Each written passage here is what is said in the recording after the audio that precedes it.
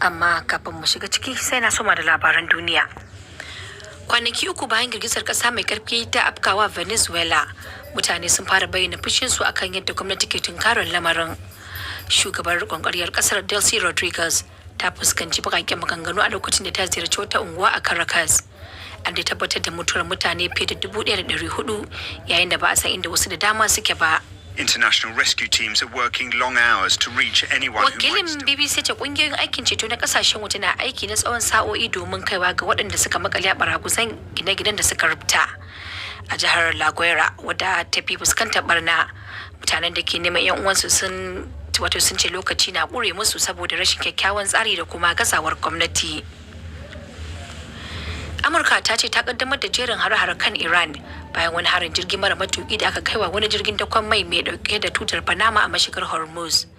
Gwamnatin Amurka ta ce ta kai harin ne kan wuraren da suka hada da wajen ajiye na'urorin gano motsi da kuma ma'ajiyar jirage marasa matuka.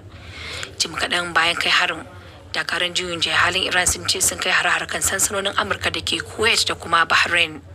Hukumomin Iran sun gargaɗi Amurka akan cewa duk wani yunkuri na ƙara kai musu hari to za su mai da dukkan kausan martani. Shugaba Donald Trump ya ce idan Iran na iya fuskanta abin da zai kawo ƙarshen ta idan har ta ci gaba da karyar yarjejeniyar tsagaita wuta. Tsananin zafi wanda masana suka ce ba a taɓa fuskanta irinsa ba a Turai na ci gaba da mamaye yankin a yayin da yake kuma matsawa zuwa yankunan gabashi. The Czech Republic and Germany saw temperatures of over 40. Wakilin BBC ya ce jamhuriyar Czech da kuma Jamus na fama da zafin da ya kai digiri 40 zuwa 41 a ma'aunin Celsius, wanda kuma shine karan farko da zafin ya kai wannan mataki. Denmark mahana ta zafin ya kai digiri 36 a ma'aunin Celsius. An rufe wani babban titi bayan tsananin zafin ya sa kwalta ta dare. A wasu kasashen da suka hada da Faransa da Birtaniya, ana sa ran zafin zai ragu to amma za su fuskanci tsawa da kuma karfi. To labaran duniya na zuwa muku ne daga nan sashen Hausa na BBC.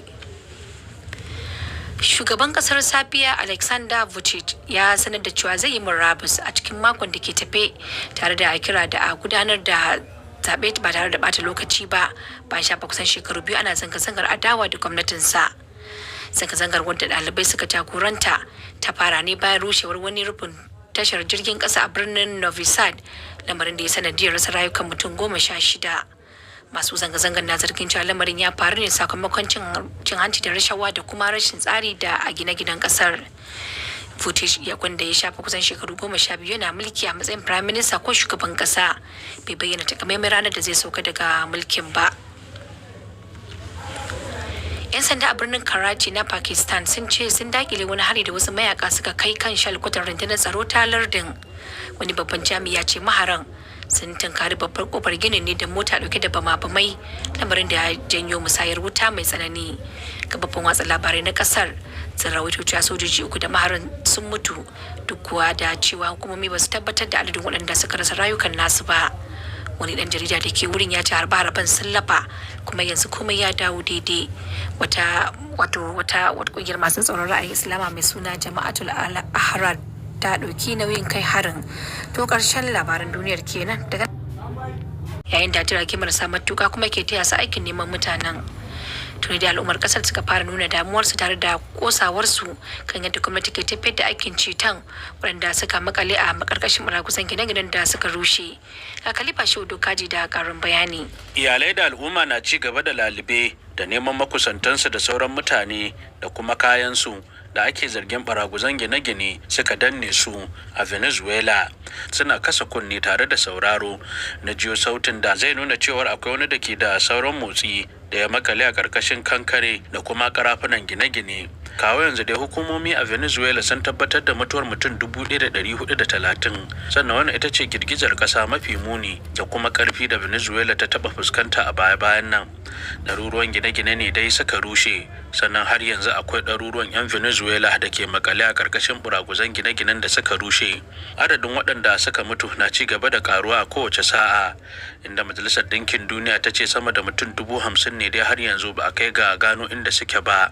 Akwai dai karancin jami'an hukumar ayyukan jin kai da ceto a kasar, duk da jami'an agaji na kasa da kasa da suka iso kasar daga Mexico da Spaniya da Amurka da Burtaniya domin taimakawa wajen aikin ceto. A gaida Khalifa Shehu Dokaji. To idan muka je Najeriya, batun dokar kafa 'yan sandan jihohi na ci gaba da shan suka daga waɗanda ke ganin rashin dacewar kafa su. Wani rukuni da a 'yan kwanakin da ya yi kukan kura game da lamarin shine jam'iyyun adawar kasar, yayin da jam'iyyar hamayya ta ADC ta bayyana shakkunta game da irin hanzarin da ake wajen ganin kudirin kafa 'yan sandan na jihohi da ke gaban majalisar dokokin Najeriya ya zama doka. Ita kuwa jam'iyyar PRP gani take kamata ya dage wannan batu har sai bayan zaben shekara ta 2027 idan dai ba wata mugunyar manufa ake son kafa 'yan sandan na jihohi ba. Abdulsalam Ibrahim Ahmed ya duba wannan batu ga kuma rahotonsa.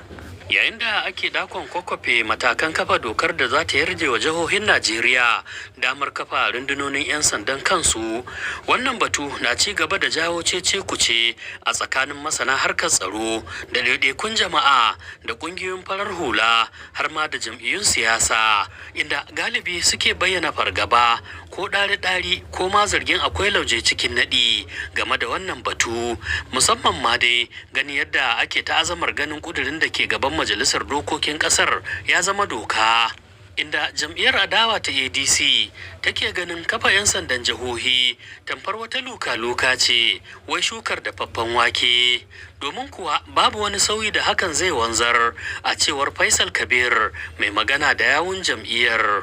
Domin muna ganin cewa wannan abu ba abu bane wanda zai haifar wa Najeriya da mai ido, domin mun ga a jihohi yadda mutane suka dinga amfani da wa'anda suka dauka matsayin irin wa'annan aikin suna murguna wa 'yan adawa idan lokacin zaɓe ya zo. To me kuke ganin ya kamata a yi kenan?